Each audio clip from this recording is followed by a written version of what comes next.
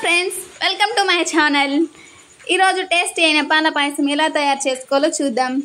ముందుగా stove on చేసుకొని ఒక బౌల్ పెట్టుకొని దాంట్లో కొద్దిగా నెయ్యి వేసుకొని జీడిపప్పులు లైట్ గోల్డెన్ కలర్ వచ్చేంత వరకు వేయించుకొని పక్కన పెట్టుకోవాలి.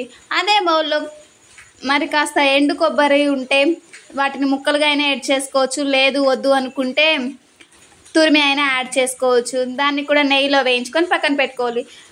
అందులోనే మరి కాస్త నెయ్యి వేసుకొని సేమియాలను కూడా లైట్ గోల్డెన్ కలర్ లేక వచ్చేంత వరకు వేయించుకోవాలి. సేమియాలు అయితే ఇలా నెయ్యిలో వేయించుకుంటే టేస్ట్ అనేది చాలా బాగుంటుంది. మరొక బౌల్ తీసుకొని అందులో 1 కప్పు వాటర్ యాడ్ చేసుకొని బాయిల్ చేసుకోండి. ఆ బాయిల్ అయిన వాటర్ని వేయించి పెట్టుకున్న సేమియాలో కలపండి. సేమియాని బాగా కలుపుతూ ఉండండి, గడ్డలు కట్టకుండా. సేమియా ఉడికిన తర్వాత 1 కప్పు మరిగించిన పాలని యాడ్ చేసుకోండి. పాయసం అయితే రెడీ అవుతుందండి. మీరు సబ్స్క్రైబ్ చేసుకోవడం మాత్రం మర్చిపోకండి. పాలని యాడ్ చేసుకున్న తర్వాత 1 కప్ షుగర్ని యాడ్ చేసుకోండి.